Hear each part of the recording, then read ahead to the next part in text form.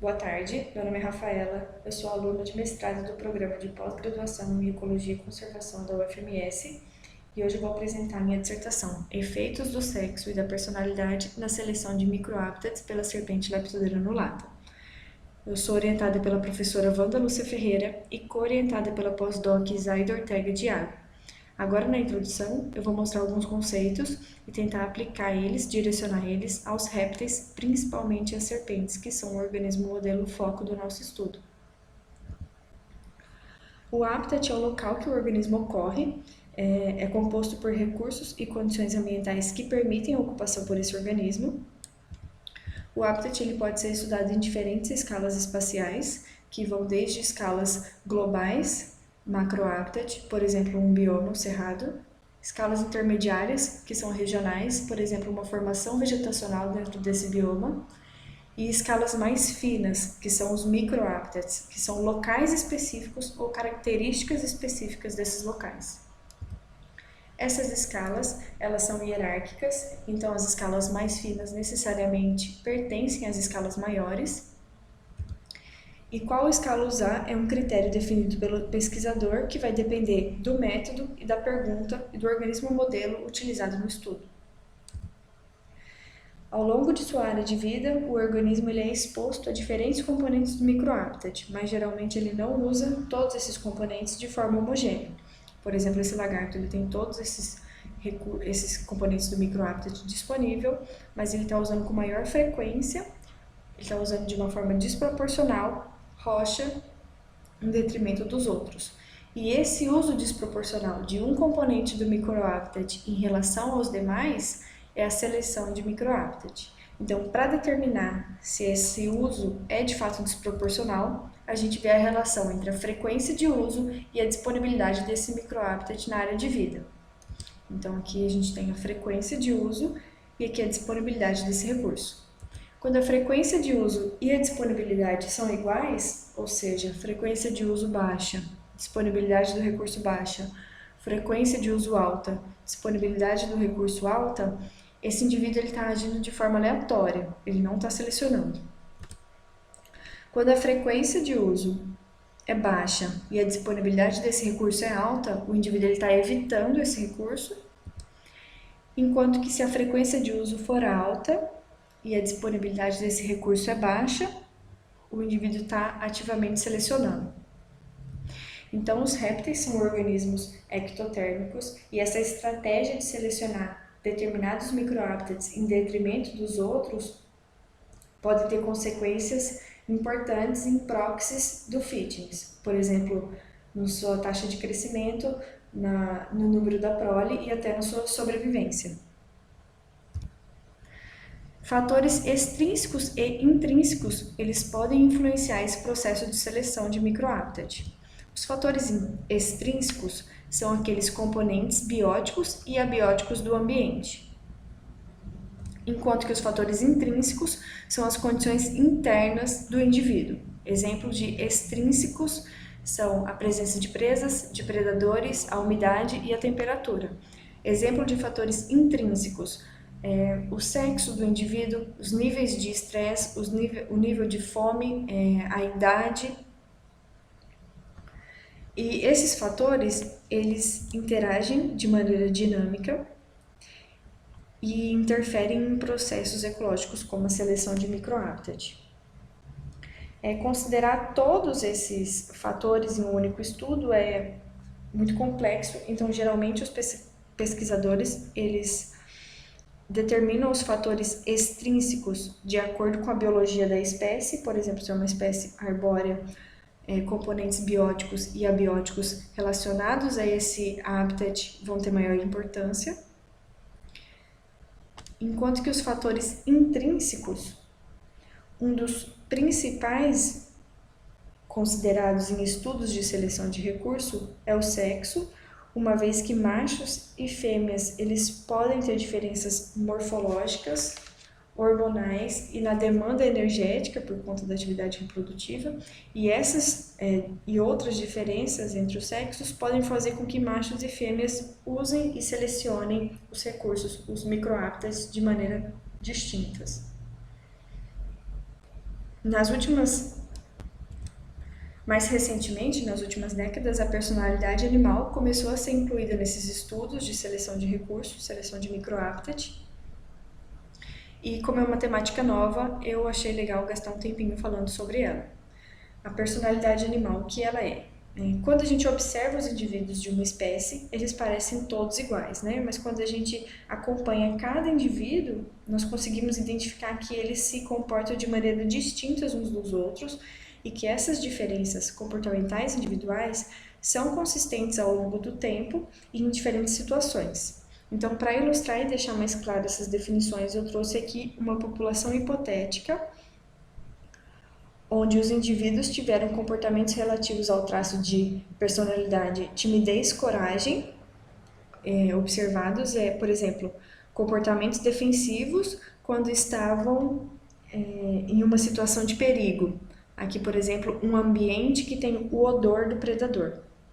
Então, nessa população, nós temos indivíduos de diferentes tipos comportamentais, que vai desde o indivíduo tímido, que é aquele que tende a evitar riscos, até o indivíduo corajoso, que é aquele que tende a assumir mais riscos. E eles são comportamentalmente distintos uns dos outros. Quando a gente observa esses mesmos indivíduos, agora em uma situação de perigo maior, por exemplo, na presença do predador, não apenas o odor, a gente consegue perceber uma flexibilidade no comportamento e que todos os indivíduos reduziram a tendência em assumir riscos. Mas o comportamento individual ele foi consistente, ou seja, esse indivíduo mais corajoso permaneceu sendo o mais corajoso da população, enquanto que esse indivíduo mais tímido na primeira observação continuou sendo mais tímido na segunda observação. Então, esses diferentes tipos comportamentais que podem estar presentes em uma mesma população, eles podem interagir com o ambiente de uma maneira diferente, entre eles de uma maneira distinta, e isso pode ter consequências em como eles usam e selecionam o microhabitat. Como eu já disse, é uma temática em expansão na ecologia comportamental, principalmente em organismos modelos distintos dos mamíferos. Então, apenas recentemente que os répteis foram incluídos nesses tipos de estudo, e entre eles as serpentes. Então, baseado no quanto essa estratégia de selecionar o microhabitat pode implicar na sobrevivência dos répteis e no fato das serpentes desempenharem uma importante função no balanço de comunidades biológicas, né, agindo tanto como presa quanto predador, e essa expansão da temática de personalidade e essa recente inclusão das serpentes nesse estudo, o objetivo do nosso estudo foi responder 3 perguntas. A primeira questão: os indivíduos de Leptodeira nulata selecionam componentes estruturais do microhabitat? Os componentes são cobertura de dossel, disponibilidade de abrigo, diâmetro do tronco e tipo de substrato? A nossa hipótese é que sim, uma vez que essa estratégia de selecionar determinado local ou característica do local pode implicar em sua sobrevivência.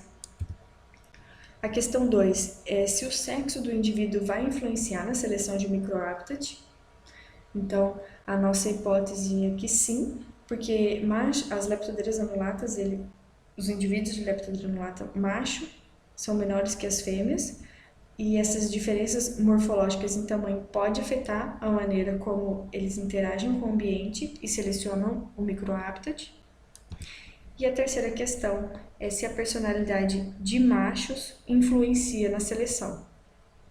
A nossa hipótese também é que sim, já que esses diferentes tipos comportamentais em uma mesma população podem interagir com o recurso de maneira distinta, e isso pode ter consequência em como eles usam e selecionam esse recurso. Agora, como a gente fez esse trabalho, né?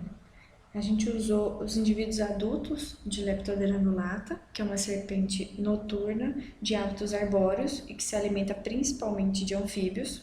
Ela ocorre desde o México, vai até a Argentina. E o estudo foi desenvolvido na fazenda Inhumirim, que pertence a Embrapa Pantanal. Ele fica inserido no Pantanal, na sub-região da Ecolândia. Ele é formado por uma paisagem de mosaico de pastagens, bosques, savanas, então tem principalmente formações vegetacionais abertas. E também apresenta lagoas de água doce, que são as baías, e lagoas de água alcalina, que são as salinas. As coletas, elas foram feitas em maio, dezembro de 2019 e em março de 2020. Elas tinham 5 noites, aproximadamente, de duração, e as buscas ativas eram noturnas. Então, quando a gente capturava o indivíduo, a gente identificava o local que a gente tinha encontrado para depois voltar aqui e medir as variáveis de microhabitat, que eu já vou falar sobre elas. Nós fazemos a triagem dos indivíduos, então a gente sexava, pesava, via o CRC, né, o comprimento rosto cloacal. Nós optamos por padronizar a amostragem com indivíduos adultos, e eles eram considerados adultos quando atingiam um CRC identificado como sexualmente maduros. Então, para saber qual seria esse tamanho, nós consultamos a literatura, espécimes tombados na coleção da UFMS e também observamos atividades reprodutivas em campo. A identificação, né? Nós identificamos esses indivíduos através de fotos e marcação com microchip. Nós fizemos a soltura das fêmeas e dos juvenis, logo após fazer essa parte de triagem, no mesmo local de captura, enquanto que nós armazenamos os machos durante 24 horas, porque depois desse período nós faremos os testes comportamentais. Então, agora que a gente já tem essa base, né, de como foram feitas as coletas, eu consigo explicar como a gente coletou as variáveis de microhabitat nesses locais que marcamos e como nós fizemos os testes comportamentais com os machos. Então, eu vou mostrar um esquema aqui dessas duas coisas. Aqui um esqueminha para mostrar como nós coletamos aquelas 4 variáveis de microhabitat, que é a cobertura de dossel, o tipo de substrato, a disponibilidade de abrigo e o diâmetro do tronco. Nós mensurávamos elas no local exato de captura do indivíduo, ou seja, aqui onde a serpentinha está. A gente também via como esses componentes de microhabitat estavam disponíveis na área de vida dela. E em cada um dos 4 pontos cardinais, a gente media as variáveis em 2 pontos, né? As variáveis de disponibilidade. Uma a 5 metros e outra a 10 metros. Em cada um desses pontos de disponibilidade foi feito um buffer de 2 metros para a gente conseguir incluir uma árvore. Então, quando o buffer não conseguia inserir nenhuma árvore, apenas o substrato era mensurado. Quando ele incluía uma árvore, as variáveis relativas às árvores eram mensuradas. E quando incluía mais de uma, a árvore mais próxima do centro tinha as variáveis de componentes arbóreos mensurados. Então, a gente usou essa sistematização para pegar uma representatividade de árvores melhor, né? Uma vez que essa área é composta principalmente por formação vegetacional aberta e também que é uma espécie arborícola.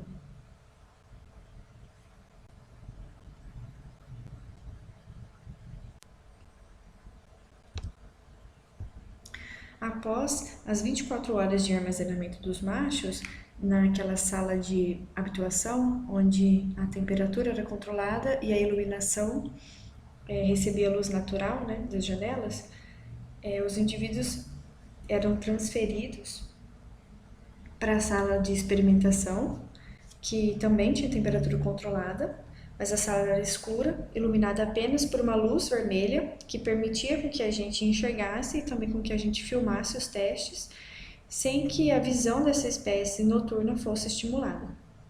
Então, a gente levava o viveiro do indivíduo para essa sala, transferia ele para a arena de testes e colocava ele embaixo desse, digamos assim, elevadorzinho escuro, por 15 minutos para acalmar ele após o manuseio. Então, em seguida, a gente começava o primeiro teste comportamental. A gente liberava o indivíduo na arena, que é um local novo, diante de um abrigo novo. Depois, a gente ficava 15 minutos observando ele, e depois a gente ia para o segundo teste, onde a gente fazia uma predação simulada com um gancho herpetológico nessa serpente, e depois a gente ia para o terceiro e último teste, onde a gente oferecia uma presa viva para esse indivíduo que estava inserido ainda nesse ambiente de risco, né, com o possível predador oferecendo a presa. Então, no primeiro teste, a gente estava interessado no traço de evitação e exploração, ou seja, da reação do indivíduo em uma situação nova, né, em um local novo, diante de um abrigo novo, e por isso a gente media comportamentos considerados proxies para esse traço, como tempo de deslocamento, dardejar de língua. No segundo e no terceiro teste, nós estávamos interessadas no traço de timidez e coragem, ou seja, a reação do indivíduo em uma situação de perigo, e para isso nós medimos comportamentos considerados proxies para esse traço, que foi, por exemplo, comportamentos defensivos, de fuga, se ele comeria a presa oferecida por um potencial predador ou não. Depois dos 3 testes realizados, nós devolvemos o indivíduo para o viveiro e soltávamos ele no mesmo local de captura. Então, todos os testes eles foram feitos pela mesma pessoa, seguindo os mesmos protocolos para todos os indivíduos e sobre as mesmas condições, né? Nós desenvolvemos esse protocolo de teste comportamental a partir de testes pilotos, de acordo com a biologia da espécie estudada e também com as informações disponíveis na literatura. Agora, as análises de dados, né? Os vídeos comportamentais eles foram analisados usando o programa Boris e as análises estatísticas elas foram feitas no R. Então, com os comportamentos dos machos mensurados no Boris, foi realizado um coeficiente de concordância de Kendall para definir se os comportamentos dos indivíduos eram consistentes. Esse era um passo que bloqueava os demais, porque a gente tinha que ter essa certeza, né? Para poder extrair os traços de personalidade, os comportamentos eles têm que ser consistentes. Então, spoiler,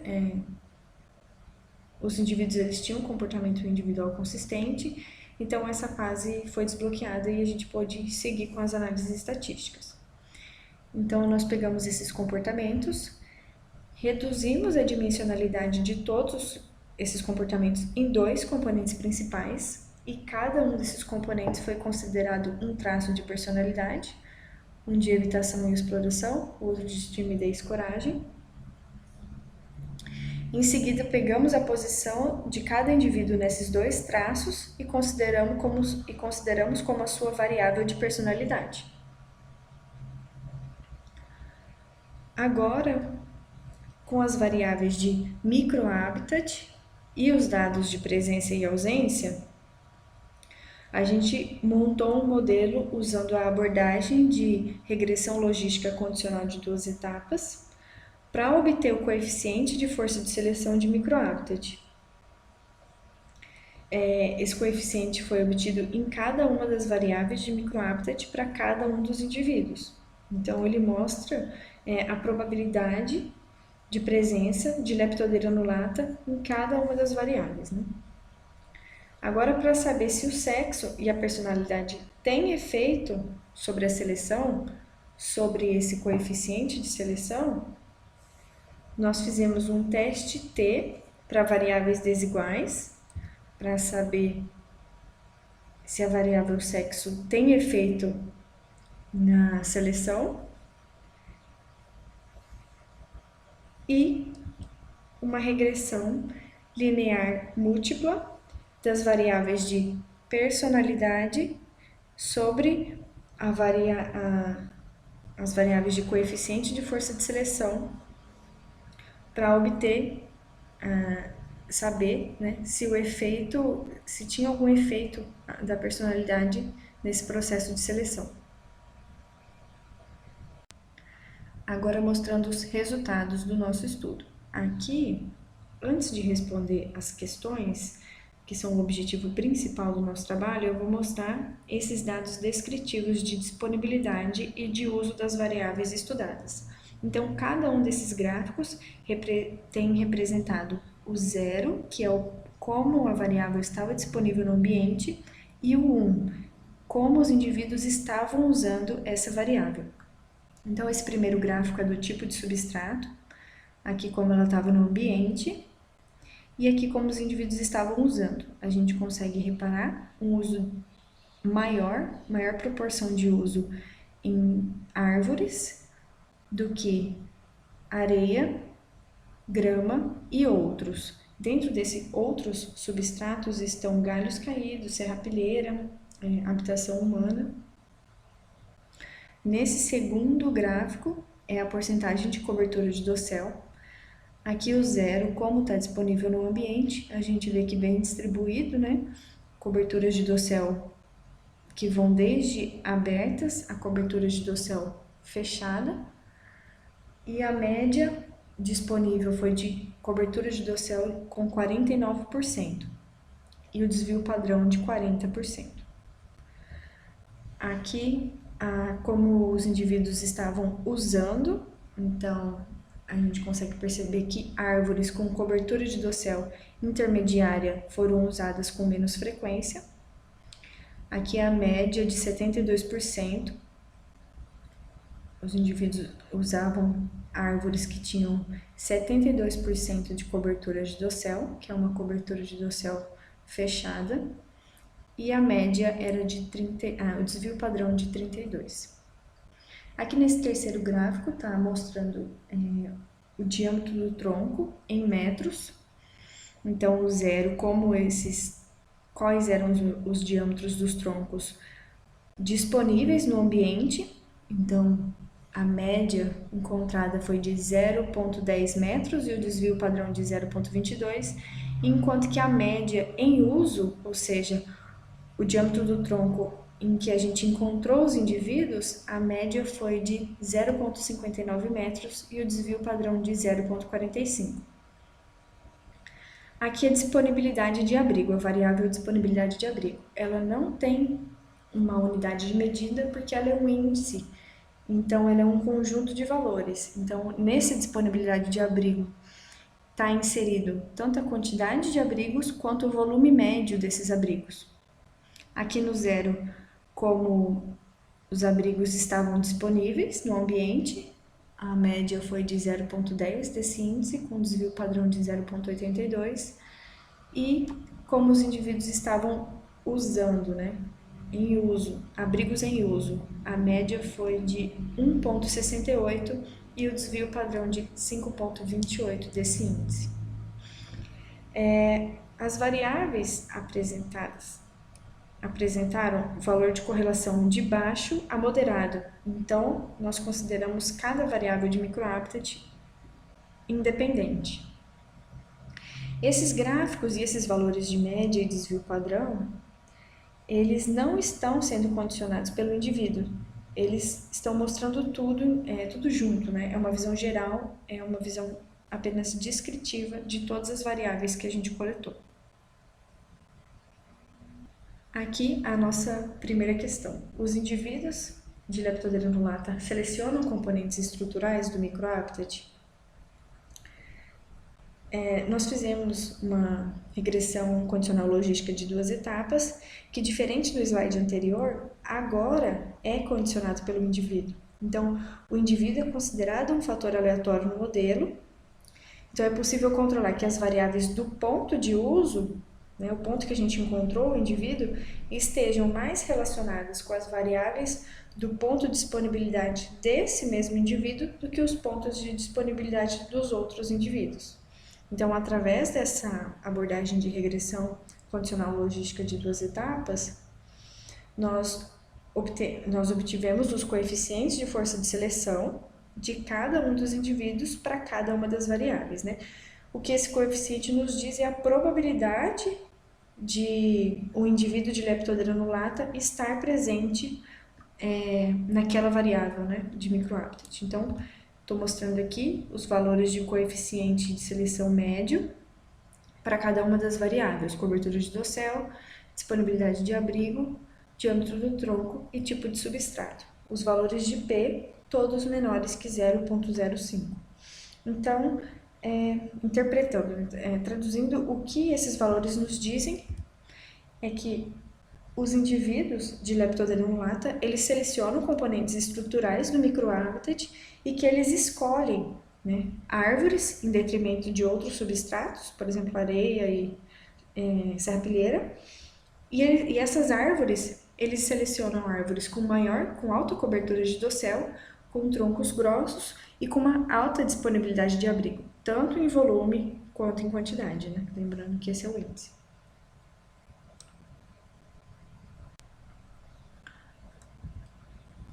Discutindo um pouco agora esses resultados, né? O que pode estar levando os indivíduos a selecionarem esses locais, né?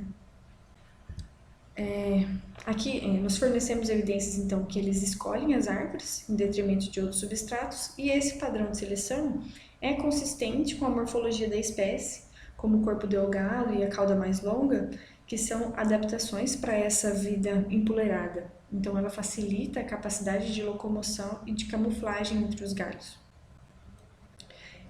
Espécies arbóreas, como é o caso da Leptodera, elas estão mais expostas a predadores visualmente orientados e, portanto, a seleção de árvores com maior cobertura de dossel e com uma boa disponibilidade de abrigos, elas reduzem os riscos de predação. Então, a seleção de árvores com boa disponibilidade de abrigo pode ir além dessa proteção, porque os abrigos eles podem funcionar como pontos de apoio para produzir impulso e facilitar a escalada, e também fornecer locais com temperatura distinta do ambiente externo. Então, o abrigo, em um dia mais frio, ele é mais quente no seu interior, e em um dia mais quente, de verão, ele é mais fresco, mais frio lá dentro. E isso aumenta as oportunidades de termorregulação para o indivíduo. Os indivíduos eles também podem conseguir benefícios térmicos quando eles selecionam troncos mais grossos, né, com diâmetros maiores, porque a transferência de calor com o ambiente é mais lenta devido a essa relação superfície-volume. E além disso, troncos mais grossos, ele tem uma maior área de ocupação do que os troncos finos.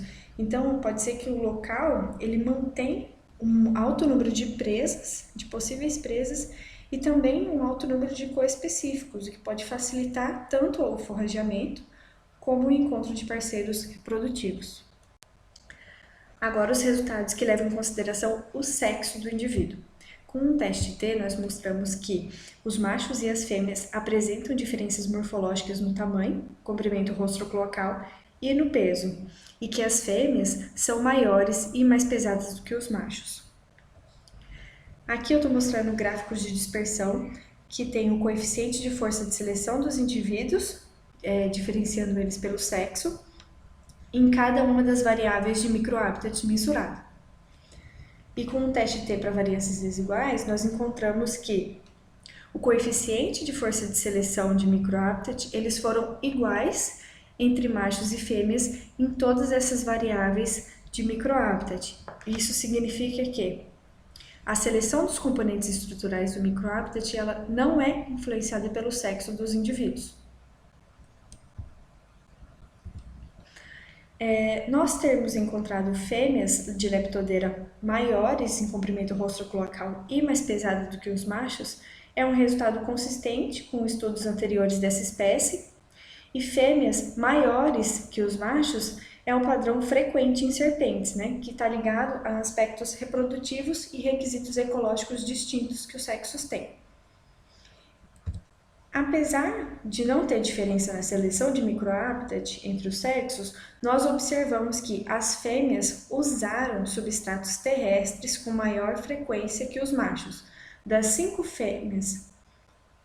fêmeas coletadas, 5 foram encontradas em substratos terrestres, enquanto que nenhum dos 32 machos estavam usando substrato terrestre. Em relação a essa nossa observação, estudos futuros eles podem considerar investigar o efeito do período reprodutivo de Leptodeira annulata nesse padrão de uso do microhabitat, já que alguns estudos com serpentes mostram que fêmeas reprodutivas elas podem diferir de fêmeas não reprodutivas e dos machos no padrão de uso de microhabitat. Bom, então, antes de saber se a personalidade afeta a seleção, nós primeiro extraímos as variáveis de personalidade de cada macho com uma PCA. Então, nós obtivemos dois componentes principais. O componente principal 1 explicou 31,31% da variabilidade dos comportamentos originais mensurados e capturou o traço de personalidade evitação-exploração. Nesse traço, os indivíduos eles podem ter comportamentos mais próximos do extremo evitador, ou seja, se movimentar menos tempo na arena, dardejar menos a língua, explorar o local de uma maneira mais superficial ou até não explorar. Ou os indivíduos eles podem ter comportamentos mais próximo do extremo explorador, ou seja, eles podem se movimentar mais tempo na arena, dardejar mais a língua, então eles exploram de uma maneira mais minuciosa o local, uma maneira mais efetiva. O componente principal 2, ele explicou 31,14% da variabilidade dos comportamentos originais, e ele capturou o traço de personalidade timidez, coragem. Nesse traço, os indivíduos eles podem ter comportamentos mais próximos do extremo tímido, ou seja, eles podem demorar mais para capturar a presa oferecida naquele ambiente de risco. Eles podem fugir mais rápido de um ataque de um predador. De maneira geral, eles tendem a evitar mais os riscos. Ou os indivíduos eles poderiam ter comportamentos mais próximos desse extremo corajoso. Então, capturar a presa mais rápido mesmo diante de uma situação de risco, demorar mais para fugir diante de um ataque. Agora que a gente tem a posição de cada um dos indivíduos nessas duas variáveis de personalidade, a gente consegue testar com modelos de regressão linear múltipla se a personalidade tem efeito na seleção dos microhabitats. Esses gráficos de dispersão estão mostrando o tipo comportamental de cada um dos machos em cada um daqueles traços de personalidade. Aqui o laranjado é o traço de timidez, coragem e o verdinho de evitação e exploração. Esses traços de personalidade em relação ao coeficiente de força de seleção de cada uma das variáveis de microhabitat. Aqui para o substrato, aqui para a cobertura de dossel, diâmetro do tronco e disponibilidade de abrigo. Em cada gráfico eu coloquei o valor do R ao quadrado do modelo. E os valores de P de todos os termos dos modelos, eles foram maiores que 0,05. Então, o que os nossos resultados mostram é que, apesar dos indivíduos apresentarem comportamentos distintos uns dos outros, eles selecionam componentes do microhabitat de maneira igual. Ou seja, a personalidade dos machos de Leptodeira annulata não influencia na seleção de microhabitats. Então, as variáveis extrínsecas mensuradas, elas parecem ter uma maior importância na determinação da seleção de microhabitats do que os traços de personalidade. E apesar dessa ausência de efeito, nós conseguimos extrair informações de personalidade para a espécie. E isso amplia as informações disponíveis sobre personalidade em serpentes, esses organismos modelos que ainda são um pouco incluídos nessa temática. E além disso, esse foi o primeiro estudo que usou esses organismos para testar a influência de traços de personalidade na seleção de microhábitats. O protocolo de testes comportamentais, que nós elaboramos com base na biologia da espécie, testes piloto e da literatura disponível, se mostrou eficaz para extrair os traços de personalidade de timidez, ousadia e evitação e exploração dos indivíduos. Então, nós acreditamos que esse protocolo ele possa ser usado com espécies com hábitos ecológicos semelhantes e pode até ser ajustado para ser aplicado em outras espécies de serpentes. Conclusões gerais do nosso trabalho. Nós trouxemos evidências de que os indivíduos de Leptodranulata eles selecionam componentes estruturais do microhabitat e que eles selecionam substratos arbóreos com alta cobertura de dossel, troncos grossos, maior diâmetro e uma alta disponibilidade de abrigo, tanto em volume quanto em quantidade. E que esse processo de seleção ele não é influenciado nem pelo sexo do indivíduo e nem pela personalidade dos machos. Demonstramos também que protocolos de testes comportamentais que nós desenvolvemos nesse estudo, juntamente com a abordagem de regressão condicional logística de 2 etapas, se mostram um método analítico efetivo para investigar os efeitos da personalidade na seleção de recursos. E essas informações, elas podem contribuir para áreas de história natural e ecologia comportamental de serpentes, e são dados que podem subsidiar decisões de manutenção e conservação da vida selvagem desse grupo. E também expandem as possibilidades metodológicas que podem ser aplicadas em estudos comportamentais futuros. Então, esse foi o trabalho que eu desenvolvi ao longo do meu mestrado. Gostaria de agradecer às pessoas que colaboraram com ele, agradecer ao Programa de Ecologia, ao FMS, à CNPq pelo auxílio financeiro, à Embrapa pelo auxílio nas atividades de campo, aos amigos do Laboratório de Pesquisa em Herpetologia e também à banca pelos comentários que ajudaram muito a melhorar o fluxo do meu texto e também o conteúdo do meu trabalho. E as sugestões que eu ainda não inseri nessa apresentação, com certeza eu estou estudando para conseguir incorporar ela na versão final do manuscrito. Muito obrigada, qualquer dúvida podem mandar mensagem nesse e-mail que a gente continua conversando. Obrigada.